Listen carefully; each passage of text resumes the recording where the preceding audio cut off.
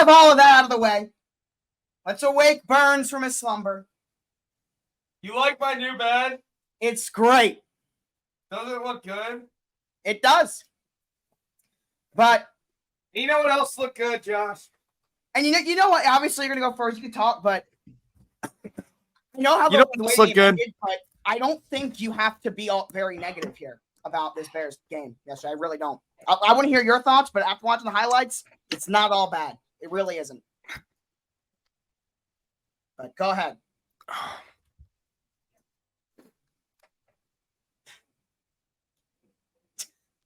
I don't know. I don't know if Josh, if this is even true for you, but have you ever cried after a football game before? Ever? Once. One time. When the I didn't yesterday. You did or didn't? Didn't, but I was on the verge. When Tyler Boyd sent us home 4th and 12, coldest home game in Ravens history. Well, actually, right there. Atlanta, but that right there, because you know, here's the thing. Justin Fields goes out there and has the best game of his NFL career. He was dealing. And oh my God. I was shocked.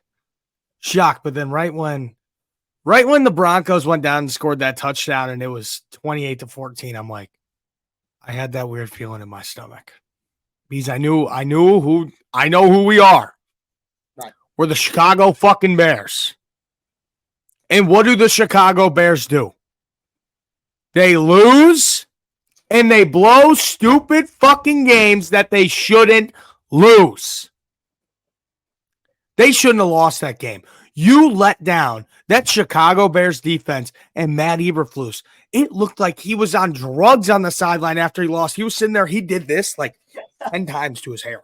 Like I swear to God, look up the video as the clock's going down. I think he was on some fucking drugs trying to just get ready for the shit storm that was coming his way. Because he got grilled today. You let down Justin Fields so bad. So bad. This loss is not on him whatsoever. The fumble was bad. The fumble was bad, but what's his name? The interception drive should have never happened. Gave up that play. The only really bad play that I saw Fields make that I will say fully is on him was the pick at the end of the game. That was on him. That was bad throw. But when he gave the Chicago Bears a 28-7 lead, should he have had to go and have a game-winning drive with 1 minute left? No. He shouldn't have had to throw the football, period. No, he shouldn't have had to. And going for it on 4th and 1. Right move, wrong play call. That's literally what I was about to say. Yep. Everybody in that stadium, everybody watching on TV knew that ball was going to Khalil Herbert up the middle. Right. If he was a smart coach, what he should have done, little read option right there. Justin Fields keeps it right around the outside, first down, and the game's essentially over. On that play for Fields to keep it. Yeah, no, 100%. But you can't play Fields. Justin should have said, "Fuck this." That's a fumble. That's a fumble. Justin should have said, "Fuck that," and kept the ball himself. Yeah, no, but I'm saying if he did that, then because obviously the play design was to give it to him. If he says that and he doesn't tell him, then that's a fumble because they're both going to the ball. So that's not on him. But it's and a lot of people woke up this morning wondering why Eberflus still has a job, which you have to. Going into Thursday Night Football, you can't fire a coach with 3 days. Firing a coach going into Thursday Night Football would make no sense. Yeah, no. If/when we lose on Thursday Night Football, Eberflus will not have a job Friday morning. Shouldn't he? I agree. Won't? I can't say I agree. I don't think that he will have a job. I think that he should have been fired after the Kansas City game. I agree he should be fired. I don't necessarily know if he will be, though. And I see your point there because the Bears have never fired a coach during the season. And it's also still so early in the season. Yeah. And by the way, same thing, same reasoning with Matt Canada. You talk about the Bears not firing coaches. The Steelers really don't fire coaches. Matt Canada should have been gone a long time ago. And we'll get into the Steelers. No, 100%. 100%. Yeah. We'll talk about the Steelers. Matt Canada's not going anywhere, at least not yet. Should, but he won't. It just blows my mind how this team looks so much worse than last year. and they got better this offseason. It blows my mind. It's a coaching and organization just failure. Complete, utter failure. Because look, if you won on Sunday, you go into this Commanders game saying, okay, if we win this, we're sitting at 2-3, and we have a game against the Vikings who haven't really produced that much this year. They barely got their first win against Carolina on Sunday. And then you play the Raiders after that, who you could get a win against, and you're like, okay, we could turn this around really fast. Now, no, it's done. Once you're 0-4, your season is 100% done. There's only been one team, the 94 Chargers. That's it. It's done. Because, and it's not Justin Fields' fault. It's not. And he proved that on Sunday. Not yesterday. A couple games, sure. But at the same time, when you have a defense that has let up 25 points or more in 14 straight games, they've let up 25 points or more. And what are the Bears organization historically known for? Defense. You know who needs to get his head out of his ass? Tremaine Edmonds. Yeah. The guy has the body where he could just fly and he could kill somebody because he's so big, and he just looks like a lost puppy out there on most of the plays. By the way, had the same problem in Buffalo. Is the issue consistency with him right now? I wouldn't say consistency. Or has he just been bad? He's just been bad. There's not been a lot of then that's different. Good plays. Buffalo there hasn't. Consistency. TJ Edwards, I don't think I've heard his name once this year. Really? Because he has. I really don't think I've heard his name once. Really? No, wow. Jack Sanborn. I mean, I see him. Jack Sanborn makes a play every once in a while. That was a decent pickup. That was a very good pickup by Poles. Undrafted out of Wisconsin. Sanborn's been a beast since he's gotten here. But because look, now you're starting to get to the point where Eddie Jackson's going to come back. Kyler Gordon's going to come back. That will help out the secondary. Because Kyler Gordon broke his fucking hand I think you got a guy with week 2. Brisker. I really do. I feel like we talk about him every week. You know what his problem is? Injury. His only problem is that he plays too physical. Yeah. He'll run into any play and he'll hurt himself because he fucking or yesterday. Yeah, he's in every single play. Every single one. You see him flying. Oh my God. His roughing the pass on Russell Wilson was so funny. He literally jumped into his face. It was so funny. Because, dude, he's just like, if there's any NFL player, if there's any NFL player that does a little nose candy before the game, like, dude, Jaquan Brisker, he's juiced up on something every time before he goes up there. Yeah, he is. He's one of those guys. George Pickens, Marcus Peters, Steve Smith, Taylor Lewan, Ryan Jensen. Yeah. And I love it. I love it. And I hope that Jaquan Brisker is a Bear for a long time. And Tyreek Stevenson, he's been a fucking bum so far, but he's a rookie. He's working it out. But once you get Kyler Gordon and Eddie Jackson back there, that defense, that secondary's fine. You don't need to touch that secondary. Linebackers, they should be able to figure it out. But the one thing that Poles fucked up on you spent is so much money on those linebackers. I sure hope they figure it out. Either side of the ball, you build from the trenches back. Either side of the ball. And the trenches on the defensive line are fucking terrible. Terrible. The Bears had their second sack all season. Khalil Mack has had 6 sacks on Sunday, and the Chicago Bears defense as a whole has had 2 all season. 2. That's insane. That's it. It blows my mind. And if things keep going the way they are, because shout out to Ryan Poles, one thing they did right is trading that first overall pick last year. Yeah, right now you're in line for 1 and 2. And that means Caleb Williams and Marvin Harrison Jr. And if the Chicago Bears somehow find a way to fuck that up,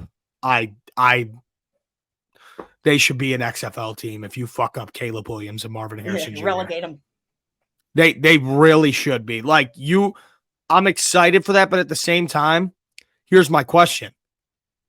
What if Fields looks like he did yesterday the rest of the season? Well, my answer is we'll cross that bridge when we get to it. Because as much as I've liked him for a long time, he needs to do that every week. So long, I need to see more than one game. I need to see him do that every week. I look good. I'm impressed. I'll give him credit. Need to see more.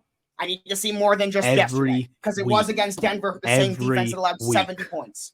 They allowed 70 points last week. If he doing it against Denver's one thing, let me see it again against a better defense. I'm not discrediting him, but I need to see it again. No, I'm with you right there. He needs to do it every week. But every single week. If he does, then yeah. But I'll also say this. If he does, then you will not have the first overall pick unless it's Carolina's. If he does it every week, you won't. Which is true, but if he does what he did yesterday, this you will defense get 4 is or so 5 bad. games. He did all that and we still lost. And we still lost, Josh. That's not, but the way that happened and all that happening, because when you choke a lead like that, everything has to go wrong for that to happen.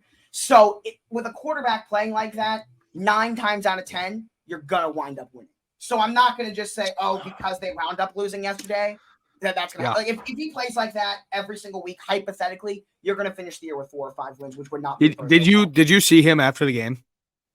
No. He sat on the bench by himself for it was either for 45 minutes or an hour and just sat there. And there's pictures of him. Obviously a lot of players did, but they went into the locker room after. Okay. And he just sat there by himself. That was maybe my biggest takeaway last night from Zach Wilson was seeing all of his teammates rally around him like that. So I was curious if you were saying that did not happen. Because I was about to say, and you could see it.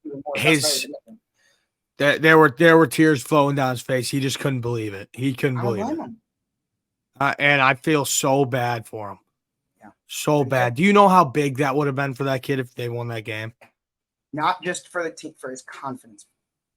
His confidence, 100%.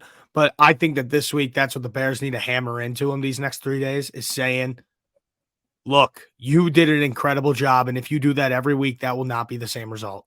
And by the way, do you know who else did a great job yesterday? And I told you not to go too harsh on him through a few weeks. It was Luke Getsy. Minus the 1. No, he. And and that's part of the reason why I've been telling you not to be so harsh on him, because he did a great job last year too.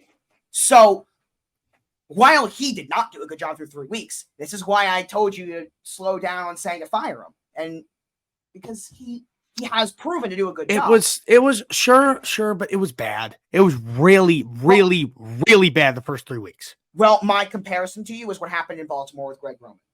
So Greg Roman in 2019 led a historic offense. They led the best running game in the history of the NFL in 2019 Baltimore. In 2020, it was a step down, but it was still a historically good run game. But the rumbling started in 2020 to get rid of him. And I was very much on the train of keep him because he has proven that he's done a great job. Then 2021 came around, and about halfway through the year when it got worse and worse and worse, then I got in that train. The same. Yeah. You just mute yourself?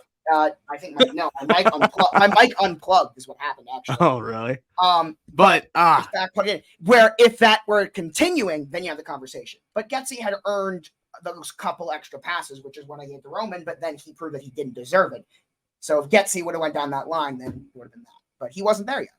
And he did well. I don't know. I'm so proud of the Bears offense as a whole. And another kid who was just a freight train, Khalil Herbert, was a dog. He is. And you know who had a legacy game? Cole Kmet. Yes. Oh my goodness, dude. He's finally saw really that. Solid for a couple. He has. Honestly, he's been great. What's funny is ever since the losing streak in Chicago has started, is when he started to turn it around. Yeah, no, that's when Cole Kmet started. Like as soon as because it was crazy. right around mid-season, which is where that streak that you now are on started. Ever since you guys have started losing, Cole Kmet has quietly turned himself into a really solid player. Yeah. And the one thing is, a lot of Bears fans now, they're saying just tank, just lose every single game this year. I can't take it anymore. I can't take all the fucking losing anymore. I haven't been able to. It's almost coming up on a year. We've talked about it every week, and it's just getting closer and closer and closer. And I swear to God, if the Bears don't win this week and they don't win next week, I'm going to be at that Bears-Raiders game. And that will mark essentially 1 year. Wow. 1 year since they won.